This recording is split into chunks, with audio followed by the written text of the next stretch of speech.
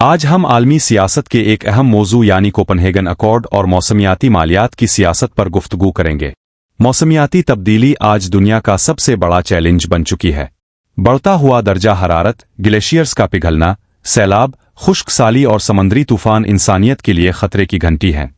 اسی پس منظر میں 2009 میں ڈنمارک کے شہر کوپنہیگن میں اقوام متحدہ کی موسمیاتی کانفرنس منعقد ہوئی، جسے کاپ 15 کہا جاتا ہے۔ كوبنهاجن أكورد قانون طور لازم معادنة بالأساس معادتا۔ اس کا بنیادی مقصد عالمی درجہ حرارت میں اضافے کو 2 ڈگری سینٹی گریڈ تک محدود رکھنا تھا۔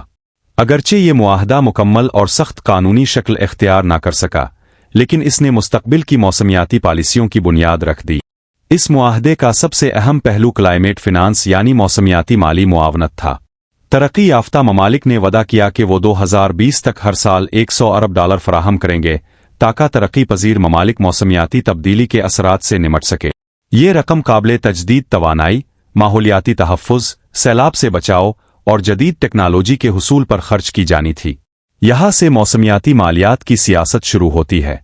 ترقی پذیر ممالک کا موقف تھا کہ صنعتی انقلاب کے بعد سب سے زیادہ کاربن اخراج ترقی یافتہ ممالک نے کیا، اس لیے تاریخی ذمہ داری بھی انہی پر عائد ہوتی ہے۔ دوسری طرف ترقی یافتہ ممالک چاہتے تھے کہ ابھرتی ہوئی معیشتیں جیسے چین اور بھارت بھی اخراج میں کمی کی واضح ذمہ داری قبول کرے۔ اسی اختلاف نے مذاکرات کو پیچیدہ بنا دیا۔ کوپنہیگن اکارڈ میں کامن بٹ ڈفرینشیٹڈ رسپانسبلٹیز یعنی مشترکہ مگر مختلف ذمہ داریوں کا اصول نمایاں رہا۔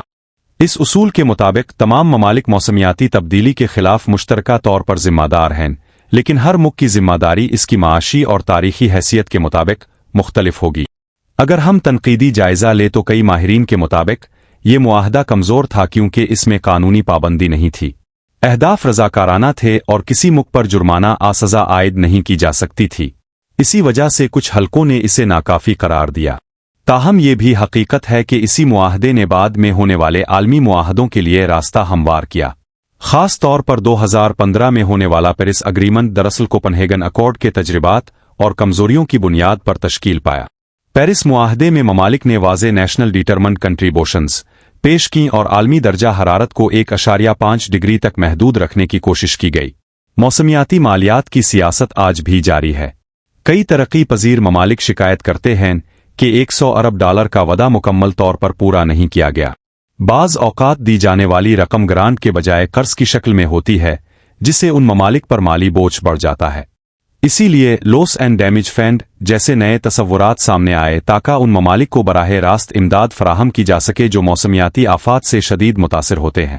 سیاسی طور پر یہ مسئلہ صرف ماحولیات کا نہیں بلکہ طاقت، معیشت اور عالمی انصاف کا بھی ہے۔ کلائمیٹ فنانس دراصل شمال اور جنوب کے درمیان اعتماد کی آزمائش ہے۔ اگر مالی وعدے پورے نہ ہوں تو عالمی تعاون کمزور پڑ جاتا ہے۔ نجتا کوپنہیگن اکارڈ اگرچہ مکمل کامیاب نہ تھا، مگر اس نے عالمی سطح پر موسمیاتی تبدیلی کو ایک سنجیدہ سیاسی ایجنڈا بنا دیا۔ اس نے یہ واضح کر دیا کہ موسمیاتی تبدیلی صرف ماحولیاتی مسئلہ نہیں بلکہ معاشی، سماجی اور سیاسی مسئلہ بھی ہے۔ کلائمیٹ فنانس کے بغیر ترقی پذیر ممالک کے لیے پائیدار ترقی ممکن نہیں اور عالمی تعاون کے بغیر موسمیاتی اہداف حاصل کرنا مشکل ہے۔ آج ضرورت اس بات کی ہے کہ عالمی برادری اپنے وعدوں کو عملی شکل دے، شفاف نظام قائم کرے اور موسمیاتی انصاف کو یقینی بنائے۔ کیونکہ موسمیاتی تبدیلی سرحدوں کو نہیں دیکھتی اور اس کا حل بھی عالمی اتحاد اور دیانت دارانہ تعاون میں ہی پوشیدہ ہے، اسی لیے ہمیں یہ سمجھنا ہوگا کہ موسمیاتی تبدیلی صرف حکومتوں کا مسئلہ نہیں بلکہ پوری انسانیت کی مشترکہ ذمہ داری ہے۔ اگر عالمی برادری سنجیدگی سے اقدامات نہ کرے تو آنے والی نسلوں کو شدید ماحولیاتی، معاشی اور سماجی بحرانوں کا سامنا کرنا پڑے گا۔ بڑھتا ہوا درجہ حرارت زرعی پیداوار کو متاثر کر رہا ہے، پانی کی قلت میں اضافہ ہو رہا ہے اور قدرتی آفات کی شدت بڑھتی جا رہی ہے۔ ترقی یافتہ ممالک کو چاہیے کہ وہ اپنے مالی وعدوں کو بروقت اور مکمل طور پر پورا کرے، جبکہ ترقی پذیر ممالک کو بھی شفافیت اور مؤثر منصوبہ بندی کے ذریعے ان فنڈز کا درست استعمال یقینی بنانا ہوگا۔ قابل تجدید توانائی، جنگلات کے تحفظ اور ماحول دوست ٹیکنالوجی میں سرمایہ کاری وقت کی اہم ضرورت ہے۔ ساتھ ہی نوجوان نسل، سول سوسائٹی اور نجی شعبے کا کردار بھی نہایت اہم ہے۔ آگاہی مہمات، ماحول دوست طرز زندگی اور پائیدار ترقی کے منصوبے اس جدوجہد کو مضبوط بنا سکتے ہیں۔